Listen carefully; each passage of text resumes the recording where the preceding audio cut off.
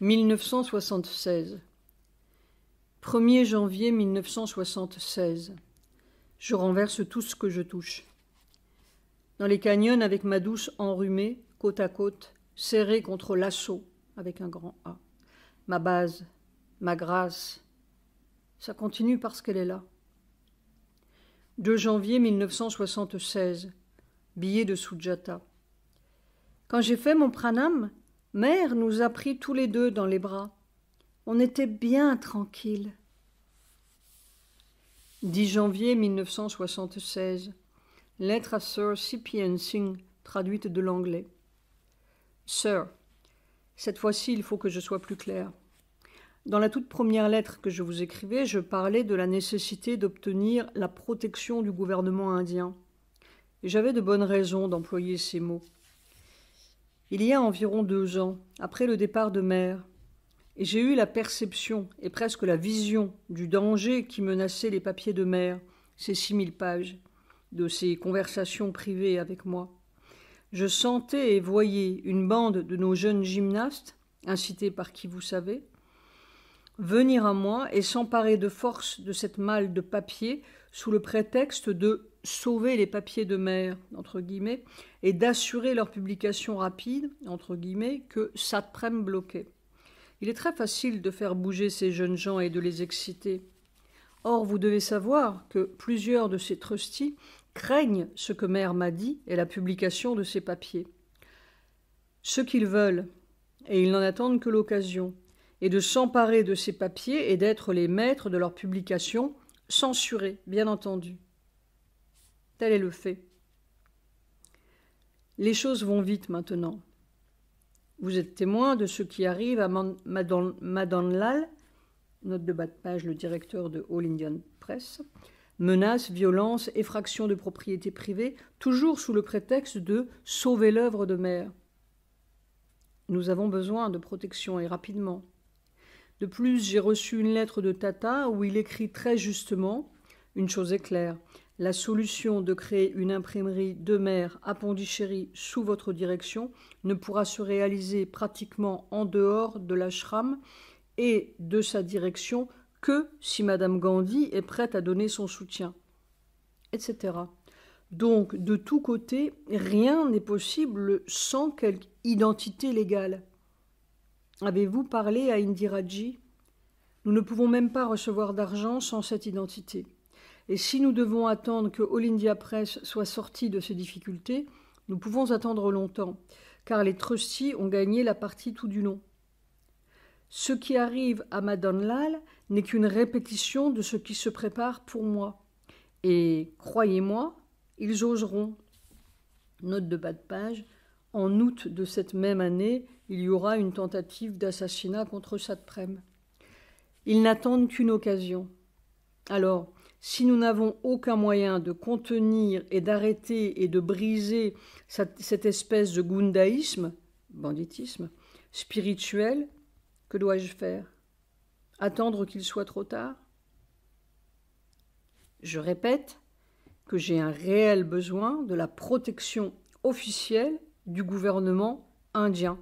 Et vite. Que Mère Kali nous aide, Satprem.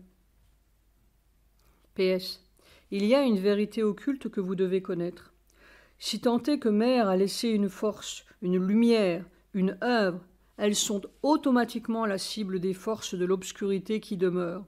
Et leur ennemi numéro 1 est Satprem. Les trustees sont des pantins pour ces forces, qui savent très bien ce qu'elles veulent. Dès que nous avons projeté d'acquérir l'imprimerie de Madan Lal, elles lui sont tombées dessus d'un coup. Suis-je clair?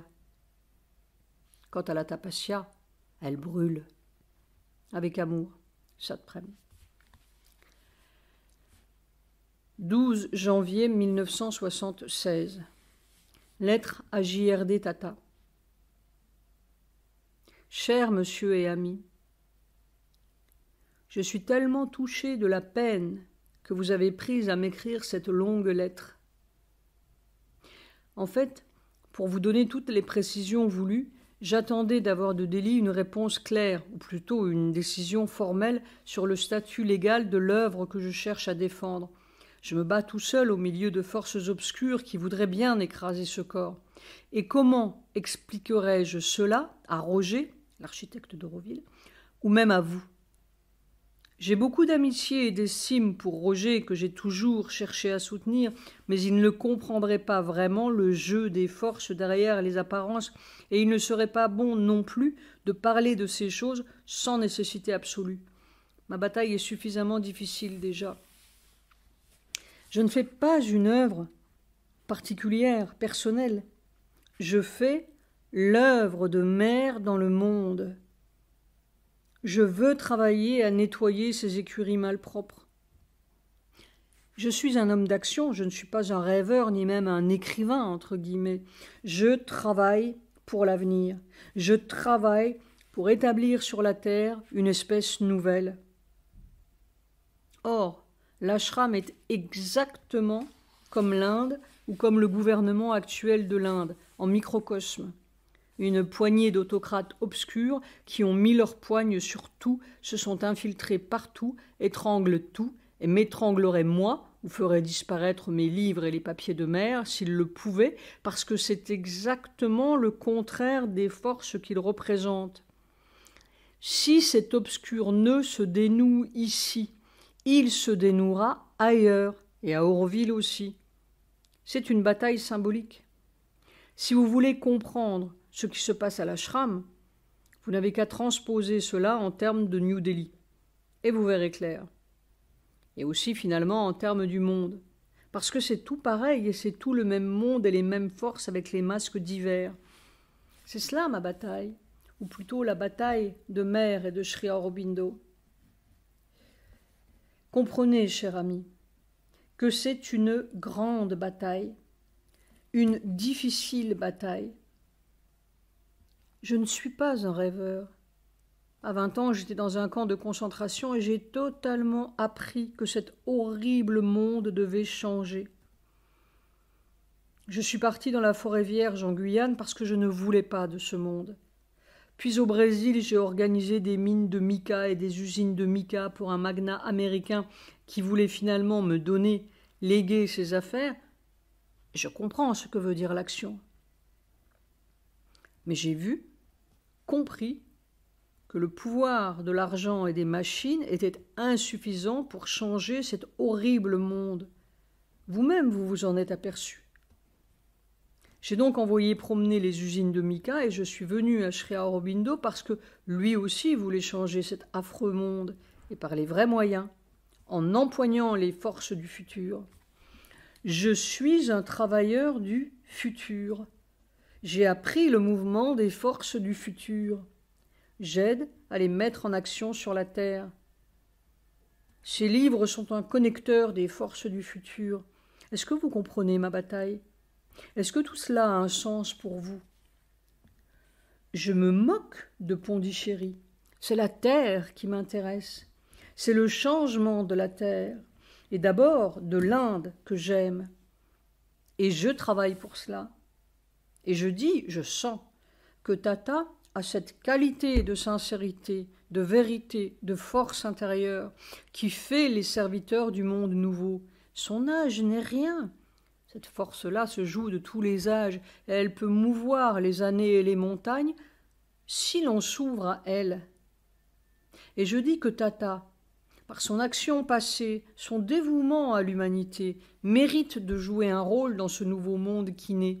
Et je dis encore qu'il le jouera, ce rôle, en dépit de toutes les années et les limitations, s'il a confiance, s'il s'ouvre et s'il comprend la bataille qui se livre autour de quelques, entre guillemets, petits livres. Avec l'estime et l'affection de Satprem. 14 janvier 1976. J'arrête le bulletin. Note de bas de page, le bulletin officiel de l'ashram dont j'assurais la publication. A new way must emerge. Un nouveau chemin doit émerger. Qu'il me protège. C'est le signal du déchaînement. Sujata, sagement, m'avait empêché de le faire plus tôt pour que je puisse continuer mon livre. 18 janvier 1976. Lettre à Sir C.P.N. Singh, traduite de l'anglais. Oncle, Sir. Je ne sais pas si je dois vous appeler oncle. Je vous sens plutôt comme un compagnon sur le champ de bataille. Quelles que soient les apparences extérieures, c'est une bataille. Cela, je le sais profondément et même physiquement. La loi des choses veut que tous les éléments qui s'opposent à cette nouvelle création, et vous ne savez vraiment pas la dimension formidable de la chose, se lèvent et tentent de se lever pour empêcher votre travail. Lorsque vous lirez la chose en cours de traduction, le matérialisme divin, vous verrez comme c'est stupéfiant. Je me suis souvent demandé pourquoi Mère a choisi cette sorte d'instrument pour son travail, et je soupçonne que mon éducation, entre guillemets, de jeunesse dans les camps de concentration nazis m'a donné la flamme intérieure capable de résister à toutes ces forces obscures. Et vraiment, de plus en plus, je peux voir sa grâce concrète qui vous a envoyé juste à temps, alors que je désespérais presque de pouvoir établir son œuvre. Vous êtes vraiment mon cher compagnon sur son champ de bataille. Il se prépare des faits nouveaux que vous devriez savoir, et Dieu sait ce qui se cache derrière. Ils ne cesseront d'essayer, et nous ne cesserons de brûler. C'est le seul moyen. J'ai donc arrêté la publication trimestrielle du bulletin de l'ashram que Mère m'avait confié depuis tant d'années. Une note ci-jointe vous en expliquera les raisons. Inutile de dire que cela a déclenché une vague de saleté et de colère et que sais-je à laquelle nous nous attendions depuis longtemps. Intérieurement, j'ai reçu une quantité de missiles. Ceux dont le masque est tombé ont été les plus bruyants. Si les choses s'en tiennent là, cela m'est égal. Les insultes ne m'ont jamais vraiment touché. J'appartiens à autre chose, je suis de la race de l'avenir. Même Nolinida n'a pas partagé ma, entre guillemets, décision, bien qu'il ait dit à Sujata « Il a raison au fond, mais… » Je le regrette, mais mon unique souci est de suivre ses indications. Il m'a été clairement dit d'arrêter ce bulletin. Elle sait mieux que nous. Quelquefois, la vérité de l'avenir doit faire face non seulement à l'obscurité du passé, mais aussi à la vérité du passé. En fait, je sens qu'elle veut que tous les masques et tous les faux semblants tombent. Curieusement, j'ai senti là Sri Aurobindo davantage que Mère, comme s'il disait de son ton irréfutable « Cela suffit ». Nous verrons comment la situation évolue, mais il est certain que nous devrons faire face à toutes sortes de Panis et de Dacius qui vont sortir de leurs cavernes. Note de bas de page. Dans le Rig Veda, les Panis et les Dacius sont des êtres de l'obscurité qui cachent dans leurs cavernes les troupeaux de lumière qu'ils ont dérobés. Et lorsque l'œuvre entière, l'œuvre sacrificielle, se concrétisera dans la matière sous la forme d'un livre, nous verrons bien des choses se passer. Ce qui est en train de se jouer n'est qu'une répétition pour un nouvel avènement dans le monde qui naturellement commencera par une grande démolition. Nous sommes compagnons dans une grande bataille. Et j'ai envie de vous presser contre mon cœur tout en répétant « Ma, ta grâce est merveilleuse ». Avec amour et gratitude, Satprem. 20 janvier 1976. Billet de Sujata. Que Mère et Sri Aurobindo soient enfin établis, qu'ils soient. 25 janvier 1976. Fin de la révision du livre de Mère. Maintenant, Mère est en marche sur le monde.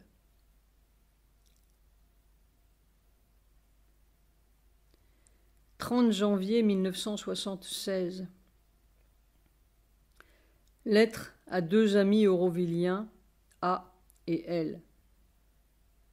Oui, vous avez vu exactement. Les forces obscures qui portent les masses au fascisme quotidien sont là, et ce n'est pas surprenant. Quand vous lirez le reste du livre, vous verrez la formidable histoire et comment ils ont envoyé Mère de l'autre côté. On voudrait bien envoyer Satprem de l'autre côté aussi, et je n'ai pas eu de doute que les forces derrière feraient tout ce qu'elles pourraient pour déranger le travail d'A.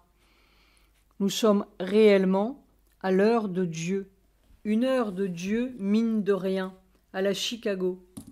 Et ce livre que vous avez entre les mains, qui est seulement un petit commencement, est une formidable dynamite dont vous mesurerez bientôt la signification.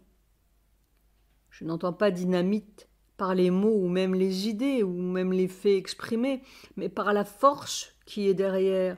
C'est Mère et Sri Aurobindo qui entrent en marche sur le monde. Vous allez voir, nous allons tous voir. On se gargarise du monde nouveau, tout le monde le répète ou le brandit ou se cache derrière, mais un jour il se fait, et les masques tombent. Enfin, nous y arrivons. Donc, c'est le moment de garder le helmet on, le casque sur la tête, et de s'accrocher. Ce livre est une grande bataille. Nous livrons une grande bataille. Pendant 2 jours, nous avons traversé la mort, ici. Puis les forces prêtes à se déchaîner ont été miraculeusement, entre guillemets, arrêtées. Tout cela était prévu, longuement prévu. Au lendemain de son départ, Mère m'a dit « Il faut te cacher ».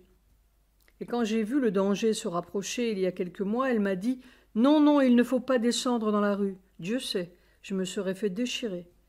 Il faut aller voir le gouverneur. » Je me demandais qui était ce gouverneur.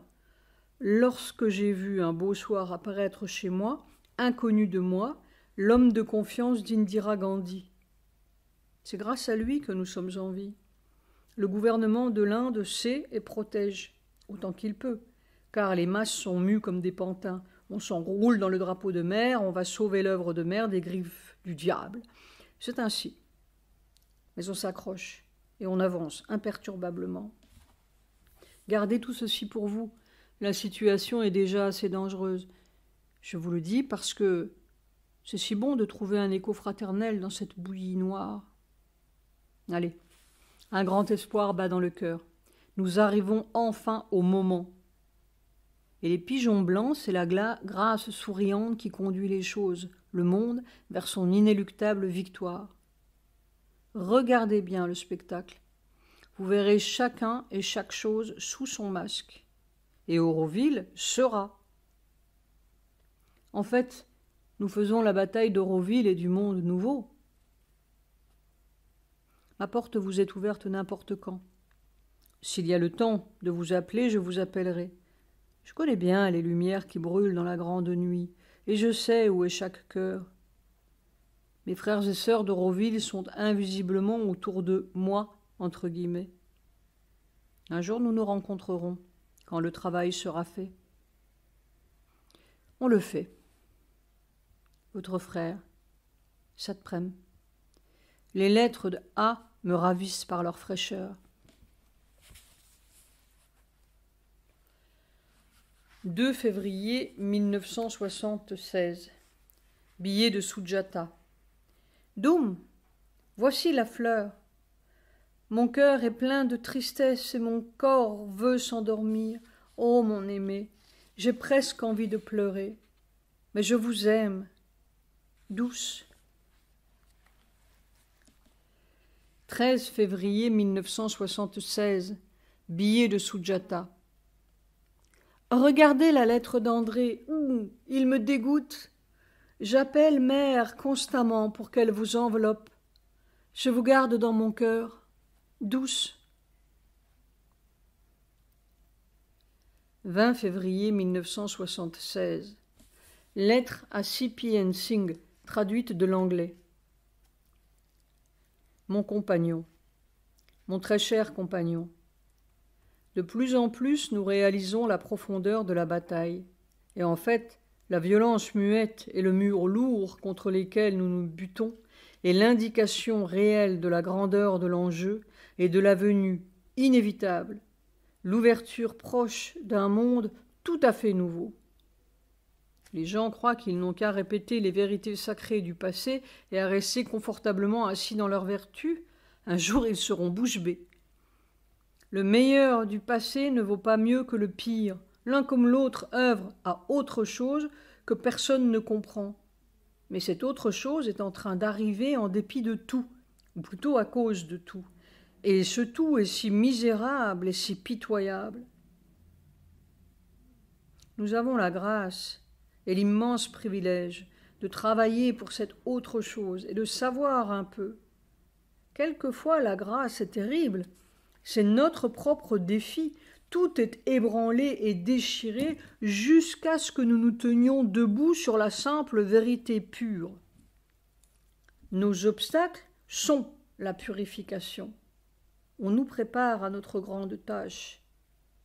Et même si parfois la foi semble être recouverte par le ricanement des voix hostiles et l'on sent que tout fait défaut, alors on doit savoir qu'on est seul avec le seul. S majuscule. Jour après jour, je traverse cette obscure bataille peuplée de voix hostiles, entourée comme d'un épais mur sombre et collant d'algues qui vous reviennent dessus dès que vous les repoussez. Mais derrière, il y a leur présence inébranlable, et je sais que nous vaincrons. Dans cette bataille, j'ai la grâce infinie de vous sentir à mes côtés. Comment vous êtes venus, je l'ignore, mais vous êtes sûrement venus de batailles et de tentatives d'il y a très très longtemps, que nous avons toujours partagées dans le même but. Nous n'avons pas besoin de nombreuses heures de rencontres. Dans cet endroit dedans, nous nous connaissons et nous reconnaissons l'un l'autre. Maintes et maintes fois, je tourne mon cœur et mon rayon intérieur vers vous, toujours avec la même prière amère pour qu'elle vous enveloppe et vous fasse sentir sa présence matérielle jusque dans votre corps. Les attaques, comme celles qui vous sont tombées dessus, ont en partie pour objet de nous mettre à l'épreuve, mais aussi de nous faire comprendre et de nous purifier. Je n'ai jamais fait pareille tapassia brûlante de ma vie. Et plus les choses semblent faire défaut, plus l'obscurité entoure, et plus je sens cette flamme nue, pure et inévitable. Mon anglais est trop pauvre pour exprimer ce que je sens. Un jour, que j'aimerais prochain, j'espère pouvoir partager avec vous quelques-uns des trésors qu'elle a silencieusement versés dans mon cœur. Vous serez protégés, votre corps n'aura pas à supporter plus qu'il ne le faut. En fait, il y a une protection merveilleuse, sinon nous serions mis en pièces.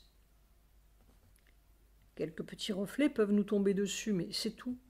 Ils essaient même d'attaquer et de détourner ma secrétaire, tout ça. De tous côtés, ils essaient. Tata nous fait donc défaut aussi. Il déconseille et refuse de faire une imprimerie à Pondichéry. Mais étrangement, lorsque j'ai lu sa lettre, dans la calme lumière immobile de mer, il n'y avait aucune réaction en moi, même pas le sentiment que c'était des mauvaises nouvelles, comme si cela n'avait pas d'importance. Elle sait, sûrement, et rien ne peut empêcher ce qu'elle veut faire.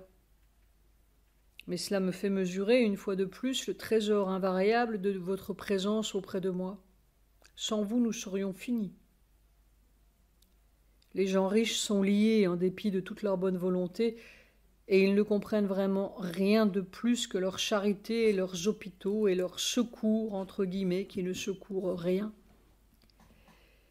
Et comment pourrais-je expliquer la profondeur de la révolution que Mère et Sri Aurobindo apportent? Quand elle sera faite, les gens auront la foi, mais pas avant. Ce qui m'émerveille le plus, c'est la rapidité, presque l'immédiateté de votre compréhension, sans aucun mot. J'ai été très frappée par votre perception, vraiment. J'aimerais de toute ma vie et de tout mon cœur vous donner le trésor qu'elle a bien voulu me donner.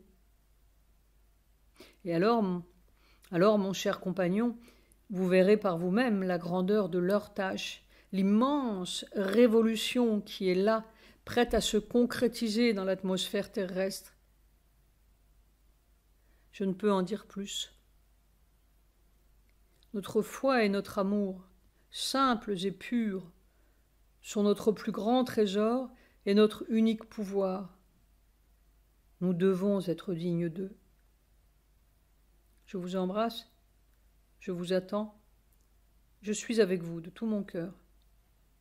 Satprem. 21 février 1976. Refus de All India Press pour publication inexpurgée de l'agenda. Toutes les portes fermées. Reste le miracle de mer. Combien de temps pourra-t-on leur tenir tête? 23 février 1976. Billet de Sujata. Mère est là. Son œuvre ne peut pas échouer. Ils essaieront, mais Mère et Sri Aurobindo sont plus forts qu'eux. Avec pleine confiance, douce. 25 février 1976. Le mantra de Mère à Auroville. 28 février 1976. Lettre aux Aurovilliens. Si les Aurovilliens comprenaient que la solution, ce n'est pas d'être pour celui-ci ou contre celui-là, pour cette solution ou contre celle-là, mais d'être purement, simplement, nûment, pour la vérité quelle qu'elle soit, que nous ne pouvons pas connaître, que nous ne comprenons même pas, dont nous ne connaissons pas le plan ni les moyens, mais qui sait, elle, et que nous pouvons prier. Prier, c'est la seule solution. Oh, pour que le règne du divin arrive, pour que le règne de l'harmonie arrive, pour que la terre soit vraie, libre, belle, priez pour la terre. Si les Aurovilliens, oubliant toutes les solutions entre guillemets et toutes les aspirations individuelles et tous les espoirs de réalisation personnelle et tous les désirs d'expérience entre guillemets personnels, se réunissaient seulement, simplement, pour prier pour la terre, c'est tout. C'est l'heure où il faut prier pour la terre. Que toutes ces flammes éparses s'unissent, se fondent dans cette seule prière pour la terre, comme au début des temps où ils se serraient autour d'un feu comme des bêtes sauvages. Alors le cœur d'Auroville se formera, alors ce noyau pur tirera la force qui peut vaincre les obstacles, alors la vérité sera obligée de se manifester et elle trouvera une solution à laquelle personne n'avait pensé. Il n'y a que la vérité qui peut. Pendant 15 ans, jour et nuit, et jusqu'à son dernier souffle et encore maintenant, Mère a répété une seule prière avec toutes les cellules de son corps, Om Namo Bhagavate. Que ceci devienne la prière constante des Aurovilliens, qu'ils la fassent entrer avec chaque respiration, chaque geste, chaque minute, dans tout ce qu'ils font. Et cette seule prière renversera tous les murs et Auroville sera. Je suis avec vous dans cette prière. Que ce soit le mantra d'Auroville et de la terre de demain. Satprem. 18 mars 1976. Lettre de Satprem à sa mère. Ma petite mère, il faut que tu tâches de venir me voir cet hiver prochain. Après tout, l'avion n'est guère plus fatigant que le train de Quimper et Règue pas plus difficile que la rue Le Verrier. Ton fils est peut-être le plus difficile de tous, c'est vrai, mais il tâchera de surmonter son silence. Et même si tu ne peux pas marcher dans les canyons, tu regarderas les oiseaux de Nandanam, de ma terrasse. Les bougainvilliers sont devenus gigantesques. Alors pense-y, ça me fera plaisir. Pour moi, je suis dans une drôle de bataille et c'est mieux que tu ne sois pas venu cette année. Après le départ de Mère, une poignée de forbans yogiques ont pris la direction des affaires et je me bats contre tout cela en bon hérétique que je suis, par atavisme. Et breton par-dessus le marché, alors c'était tu forcément. Heureusement, Abhay Singh est un fidèle et solide soutien dans cette bagarre, et ma douce Sujata, bien sûr. Mon livre n'est toujours pas imprimé. C'est autour de cela que se joue la bataille, parce que je veux imprimer ce livre ici avant de l'envoyer en Europe et faire la révolution ici d'abord, c'est logique, avant de la faire dans le monde. Note de bas de page, j'étais encore dans l'illusion que l'on puisse révolutionner quoi que ce soit dans la conscience de l'ashram et aussi dans l'illusion que cette extraordinaire expérience de Mère et de Sri Aurobindo allait secouer ou réveiller quelque chose dans la conscience du monde. Voilà, en 2 mots, l'histoire. C'est une histoire éprouvante, difficile. Mais la paix intérieure est là. La grande étendue comme une baie dedans, où on est en dehors et au-dessus de tout le bourbier humain. Là, je te retrouve et je marche au bord de la côte avec toi, comme si c'était ici. Là, on marche pour toujours, avec tendresse. Ça te prème. À André Brincourt. Cher André, votre pensée me touche. On se sent un grand besoin de compréhension, peut-être de participation. Et votre intelligence va droit au problème. Il n'est pas possible de tout dire. Un ashram sans gourou, c'est une église. C'est l'éternelle histoire depuis et avant le Christ, sans oublier Mahomet et les prophètes, ni Karl Marx. Quoique celui-ci ait trouvé son Mao Tse-tung. Sa révolution perpétuelle est tout simplement géniale, mais c'est une autre histoire. Sri Aurobindo et Mère connaissaient bien le piège, et ils l'ont assez proclamé, pas d'église, fini les religions. Ils sont venus pour faire de l'évolution concentrée, trouver le processus de la nouvelle espèce, comment elle se fabrique. Elle ne va pas tomber du ciel, n'est-ce pas? L'ashram. C'était leur laboratoire, avec un certain nombre d'échantillons humains. Si possible, un représentant de chaque type d'humain. C'est avec des hommes tels qu'ils sont qu'on fait le prochain pas de l'évolution. C'est avec leurs difficultés, leurs sottises, leurs négations, justement, qu'on fabrique ce qui surmontera la négation. La chenille est une sorte de négation du papillon. Et pourtant, c'est avec ce nom-là qu'on fabrique le produit suivant. Ainsi, leur laboratoire terrestre symbolique était une collection de petits noms sur tous les tons et à tous les niveaux, avec quelques étincelles de demain. Mais en fait, l'étincelle est partout, là, dans tous les échantillons, sous tous les revêtements, bons, mauvais, supérieurs, inférieurs, entre guillemets. Et que veut dire supérieur ou bon? C'est encore de la meilleure chenille, pas du papillon. Ils ont travaillé là-dedans, pris cette somme humaine dans leur propre corps, et à travers ces 1000 et quelques difficultés, ils ont trouvé le passage dans leur propre substance. Sri Aurobindo n'ont aucun enseignement. Ils sont venus pour faire. Ce processus de fabrication de la prochaine espèce, il était à peu près impossible de le dire. Allez donc expliquer à une collection de chenilles irréfutables et triomphantes et vertueuses par-dessus le marché ce qui dépasse et piétine peut-être toutes leurs vertus de chenilles et dérange énormément leurs petites habitudes. Et plus les habitudes sont saintes, entre guillemets, plus elles sont collantes. Sri Aurobindo est parti sans rien dire, sauf ce qui pouvait s'enseigner, entre guillemets, mentalement. Mère en a dit davantage, mais même le peu qu'elle a dit était à peu près incompris. Et peut-être probablement parce qu'elle était elle-même en plein dans le processus et qu'on ne peut vraiment rien dire avant d'être arrivé au bout de l'opération. C'est le bout qui compte. Et tant qu'on n'est pas au bout, disons papillon, on ne peut pas comprendre si telle ou telle opération fait ou ne fait pas partie du procédé. Il y a ces pattes qui tombent et cette vision qui change et la peau qui se racornit. Mais tout cela, qu'est-ce que c'est? Est-ce la désintégration ou est-ce le commencement de l'autre espèce?